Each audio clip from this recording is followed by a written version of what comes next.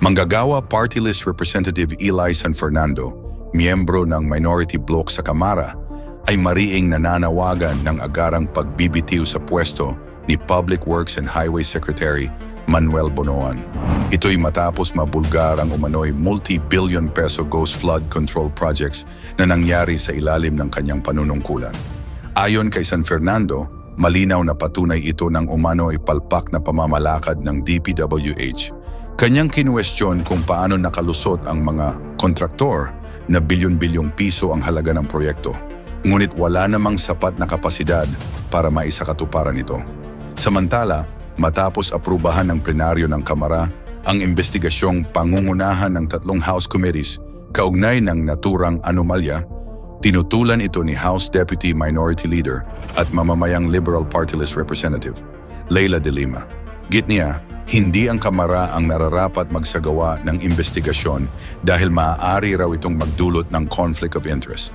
Gayunpaman, tiniyak ni Representative Terry Redon, chairperson ng House Committee on Public Accounts, na ang TRICOM inquiry ay ibabatay lamang sa ebidensya, testimonya at dokumento.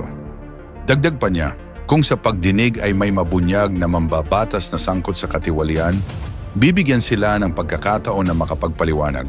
Subalit, ang mas malalimang investigasyon ay ire-refer sa isang independent body o third party upang matiyak ang patas at malinis na proseso. Mga boss, kaliwat kanan na sumusulpot at lumulutang itong mga palpak at maanumalya ng mga flood control projects. At sa katunayan, di nga palpak kasi wala, ghost.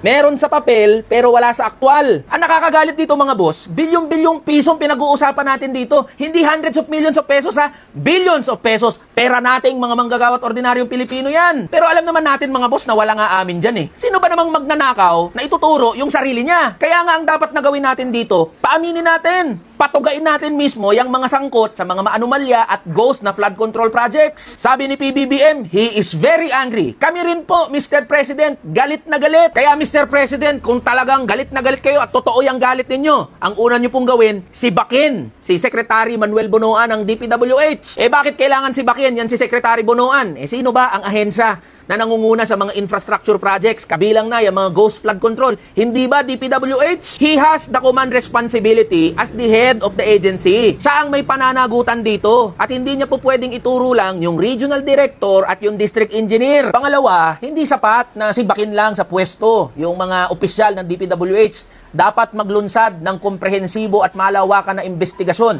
sa lahat ng opisyal ng DPWH. Isama na rin natin na imbestigahan yung mga kontraktor, pati yung mga miyembro ng Bids and Awards Committees na nagbibigay ng pahintulot dyan sa mga kontraktor na makaklinch ng projects. Kung kinakailangan na baliktarin, yanigin, yugyugin yung buong ahensya ng DPWH, gawin po natin. Ikaw naman, Secretary Bonoan, kung talagang tinatablan ka pa ng hiya o may katiting na hiya pa na natitira dyan sa katawan mo, wag mo nang antayin na sibakin ka. Pakinggan mo ang panawagan ng mga manggagawa at ordinaryong Pilipino. Umalis ka na dyan sa DPWH. Alam nyo mga boss, kung gaano tayo kagigil at kagalit doon sa mismanaged na hundreds of millions of pesos na confidential and intelligence funds, dapat mas galit at mas gigil tayo dito sa bilyong-bilyong piso na halaga ng maanumalya na flood control projects. Kaya ako mga boss, bilang inyong kinatawan at utusan sa Kongreso at kabahagi na rin ng parehas na galit na nararamdaman ninyo, babantayan natin at titiyakin natin na dadaan sa butas ng karayom yung budget na ipopropose ng DPWH, lalo na ngayong budget season sa House of Representatives. Kaya mga boss, may request ako sa inyo.